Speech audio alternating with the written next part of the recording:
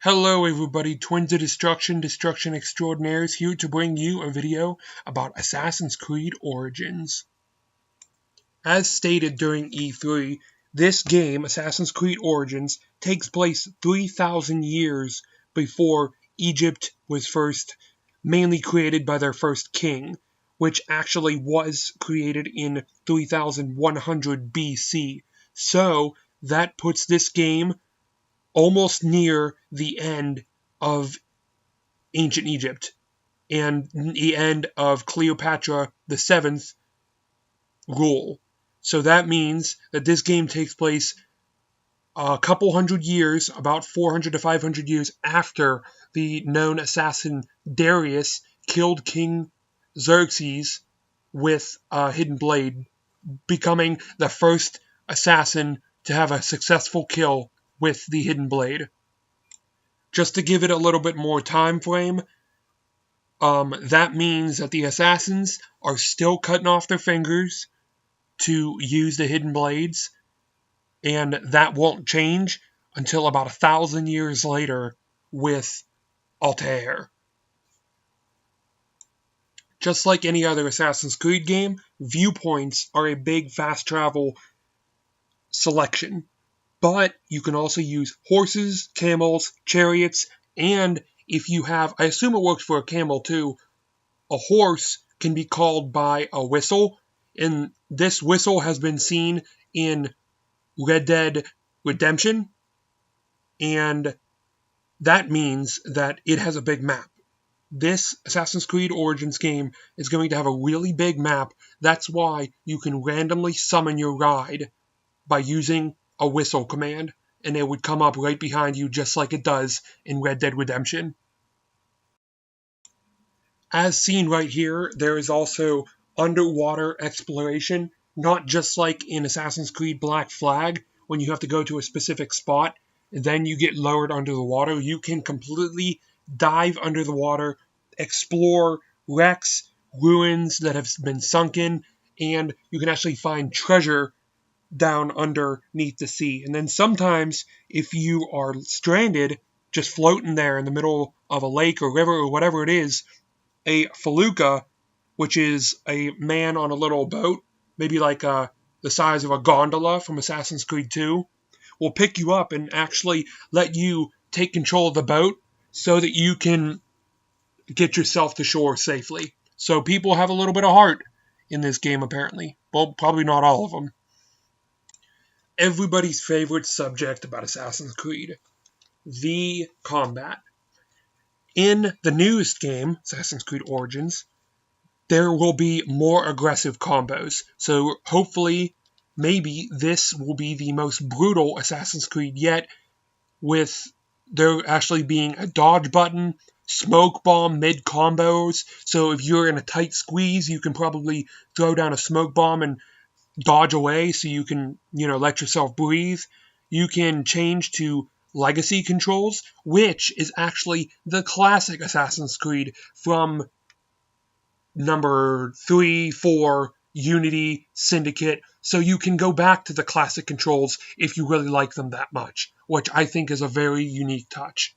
Also, there is the adrenaline meter, which gives you better defense and better offense. It's, let's say you're taking a lot of damage, you're killing a lot of people, taking people out, and eventually Bayek just gets a lot of adrenaline and he gets furious. So he goes into like tank mode, which gives him a better defensive stance so he can take more damage, and a better offensive stance. And this is basically gained through combat, like I said before. It's just a meter that you can build up and use whenever you want. And now, of course, the loot system is back, but now added to loot is actual weapons. So if you find a better weapon off of the ground, you can actually pick it up and equip it instead of actually going to a blacksmith shop and buying one, or going to, say, the homestead or villa and changing weapons like you do in previous games. There are regular swords, sickle swords, dual blades, so like smaller daggers or short swords, heavy clubs, heavy blades, scepters, spears, and then, of course, you can fight barehanded. Also, you can't forget about the classic bow and arrow. Now, with all these different kinds of weapons, you can actually unlock, through the leveling system, quick swap slots. So, if you have a D-pad or a certain button, maybe, that would activate the quick swap slot, and then you can change weapons on the fly. And to go in depth with the weapons a little bit, there is a warrior bow which shoots 5 arrows, and it's like basically the equivalent to a shotgun or blunderbuss. There is a light bow which shoots 5 quick arrows. The predator bow, which is basically a sniper, and you can actually control the arrow after you fire it from a first-person point of view. And, of course, you can do some pretty cool stuff with all these different kind of bows, like break open animal cages sounds like something from Far Cry, where you can let tigers and all these other different kind of animals out. You can light arrows on fire, and with the classic red oil bin, but they're going to be pots this time, you can explode those and cause a distraction. And you can also collapse boats with fire arrows. And that would win sea combat most definitely, and I like it very much. And just like all the different kinds of weapons, you can have a lot of different upgradable gear, like health enhancing breastplates, damage boosting bracers for your arms. You do not start the game with a hidden blade, so obviously, as seen in the trailer, he has one, so throughout the game, probably not far within the first 10-20 minutes, you find one. Stealth is always better at night, and this actually is true in this game, because mostly guards go to sleep at night, and if you don't want to wait for the nighttime, you can actually meditate until night comes, but you have to be cautious for bandits, because since everybody's asleep at night, you're going to sneak into the base. But bandits might want to also, so you have to fend off against bandits, guards, and that sort of thing. Just like in previous Assassin's Creed games, you can have sleep darts, which knock out your enemies for a couple of seconds, can be upgradable to tame animals to help you. You can have throwable firebombs, poison clouds, and actual set-up traps. And all of this sounds like it's just a lot of the different bombing-type weapons, dart-type weapons from most of the Assassin's Creed games, just pushed into one game. And I love that. Like, that is everything I ever wanted in an Assassin's Creed game. Now for the skill tree. We have seen these skill trees in Assassin's Creed Syndicate with Jacob and Evie, and I don't remember if it was in Assassin's Creed Unity, but I know it was in Syndicate. But this skill tree goes with the Hunter class.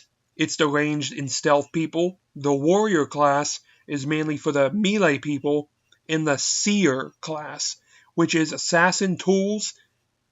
You can bribe people. You're like the suave talker kind of person. And then it also goes with the animal training.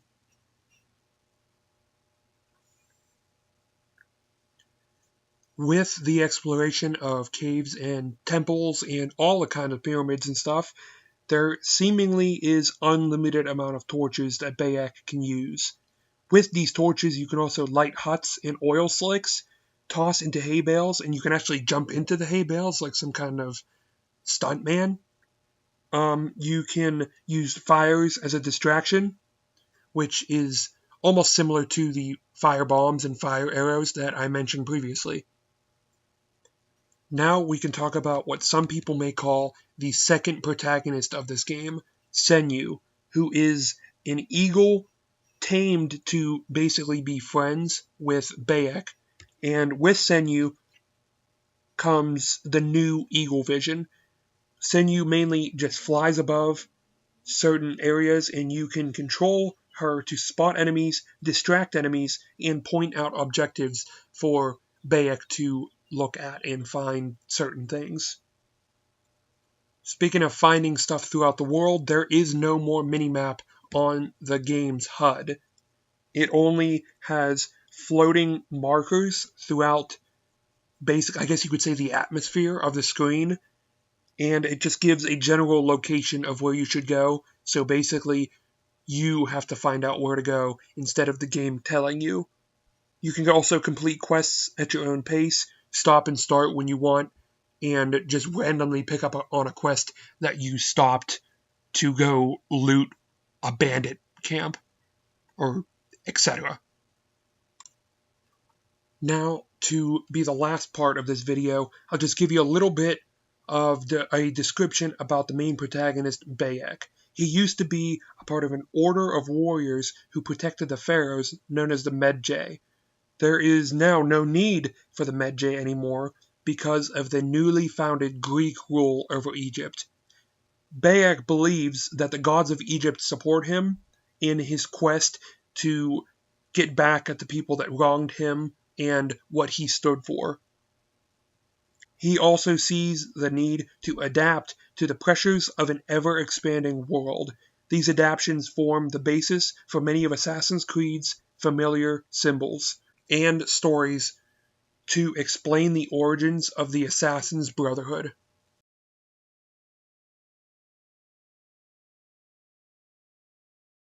That does not make any sense.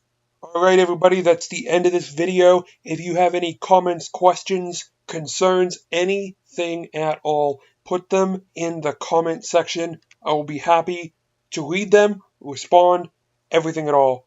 We also got all this information from the Ubi forums, so you can probably search that up, read it yourself, and we'll actually link it, put it in the description so you can do that. This has been a Twins of Destruction production. Thank you for watching. Have a nice day.